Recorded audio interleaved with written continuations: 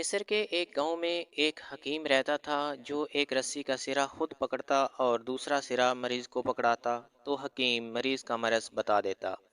وہ عورتیں جو 20 سالوں سے ماں نہ بن سکیں انہوں نے حکیم سے علاج کروایا تو وہ اولاد کی نعمت سے مالا مال ہو گئیں۔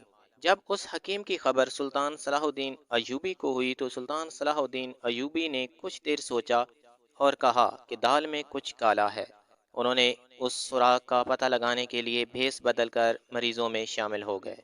ناظرین، یہ واقعہ کچھ یوں ہے کہ سلطان صلاح الدین ایوبی نے مصر کے ساتھ ایک قلعہ کو فتح کیا اور اس کا حاکم ایک نوجوان بہادر سپہ سالار بنا دیا۔ کچھ لوگوں نے اعتراض بھی کیا لیکن سلطان صلاح الدین ایوبی نے اس کا ایمانی جذبات دیکھ کر اس کو اس شہر کا حاکم بنا دیا۔ جب اس کو حاکم بنایا گیا تو اس کی شادی نہیں ہوئی تھی۔ اس نوجوان کا خون گرم تھا۔ اس نے قلعہ کے ساتھ کئی چھوٹی چھوٹی ریاستیں فتح کر کے اور ان کا مال غنیمت سلطان صلاح الدین ایوبی رحمۃ اللہ علیہ کے قدموں میں نچھاور کر دیا۔ سلطان صلاح الدین ایوبی رحمۃ اللہ علیہ نوجوان کا یہ جذبات دیکھ کر بہت خوش ہوئے۔ سلطان صلاح الدین ایوبی کے پاس ترک کی ایک قبیلے کی بہت ہی خوبصورت کنیز تھی۔ سلطان صلاح الدین ایوبی نے اس کا نکاح اس نوجوان کے ساتھ کر دیا اور خوشی خوشی زندگی بسر کرنے لگے۔ لیکن شادی کے کئی سال گزرنے کے بعد ان کے ہاں کوئی اولاد نہ ہوئی۔ اس نوجوان کی اس بات کی فکر تھی کہ اس کی نسل آگے نہیں بڑھے گی۔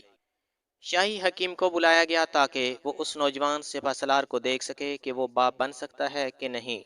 جب شاہی حکیم نے معائنہ کیا تو مایوس کن انداز میں کہا کہ آپ باپ نہیں بن سکتے۔ یہ بات سننے کی دیر تھی کہ نوجوان کی آنکھوں سے آنسو جاری ہو گئے۔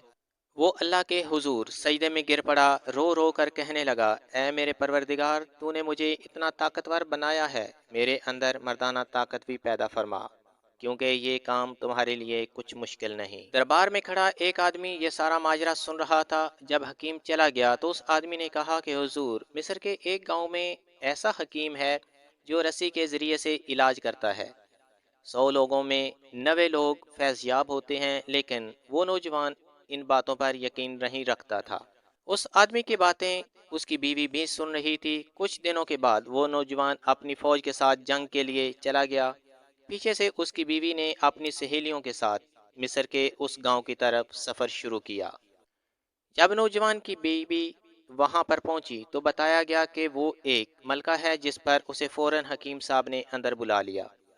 وہ عورتوں کا علاج کرتے وقت پردے کے ایک طرف ہوتا اور مریض دوسری طرف ہوتا۔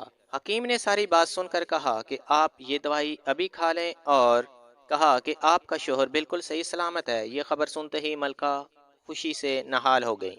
جب ملکہ نے دوائی پی تو وہ بے ہوش ہو گئی اور اس کی آنکھ دوسرے دن کھلی۔ اسے بتایا گیا کہ وہ ملکہ کی ہوش کا انتظار کر رہے تھے۔ 1 مہینے کے بعد ملکہ نے اس نوجوان کو خوشخبری دی کہ میں حاملہ ہو گئی ہوں۔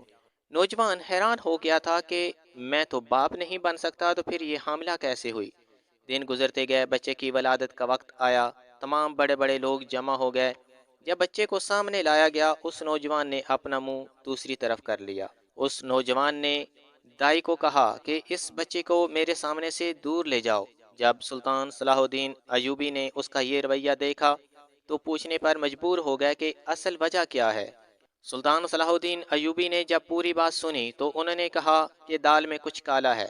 سلطان صلاح الدین ایوبی رحمۃ اللہ علیہ نے برقع پہن کر علی بن سفیان کو ساتھ لیا اور اس گاؤں میں پہنچ گئے۔ لوگوں کا ہجوم دیکھ کر پریشان ہو گئے۔ علی بن سفیان نے کہا کہ حکیم صاحب، ہماری شادی کو 10 سال ہو گئے ہیں، ہماری اولاد نہیں۔ کافی حکیموں کے پاس گئے، انہوں نے کہا کہ شوہر کمزور ہے، اس میں اولاد پیدا کرنے والے جراثیم نہیں ہیں۔ حکیم سمجھ گیا کہ شوہر میں کمی ہے۔ اس نے پردے کے ایک طرف رسی کا سرا خود پکڑا، دوسرا سرا صلاح الدین ایوبی رحمۃ اللہ علیہ کو پکڑایا جو کہ ظاہری طور پر علی بن سفیان کی بیوی بن کر آئے ہوئے تھے۔ حکیم صاحب کہتے ہیں کہ آپ کا شوہر بالکل صحت مند ہے، آپ میں کمزوری ہے، میں دوائی دیتا ہوں، یہ پی لو، اولاد سے اللہ تعالیٰ نواز دے گا۔ صلاح الدین ایوبی رحمۃ اللہ علیہ اندر ہی اندر ہنس رہے تھے۔ جس حکیم کو یہ معلوم نہیں کہ یہ عورت ہے یا مرد، اسے رسی کی مدد سے کمزوری کیسے معلوم ہو جاتی ہے۔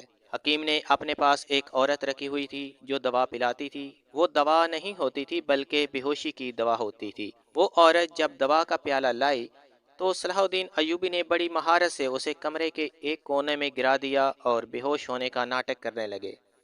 حکیم نے اپنے کپڑے اتارے۔ جب صلاح الدین ایوبی رحمۃ اللہ علیہ، جو کہ ظاہری طور پر عورت کے روپ میں تھے، ان کے کپڑے اتارنے لگے، جب برقع اتارا تو حکیم فوراً خنجر نکال لیا۔ صلاح الدین ایوبی نے تلوار اس کی گردن پر رکھ کر خنجر لے لیا اور پکڑ کر اپنے ساتھ لے گئے۔ صلاح الدین ایوبی نے اسے کہا، تم پہلے جان لیتے تھے کہ اس عورت کا شوہر کمزور ہے اور تم اسے بے ہوش کر کے ہم بستری کرتے تھے، جس سے وہ عورت حاملہ ہو جاتی تھی۔ یہ کسی کو معلوم بھی نہیں ہوتا تھا۔ کل حاضر ہوتے ہیں ایک نئی ویڈیو کے ساتھ۔ کل تک اجازت دیں۔ چینل کو سبسکرائب نہیں کیا تو سبسکرائب کر دیں۔ اللہ حافظ۔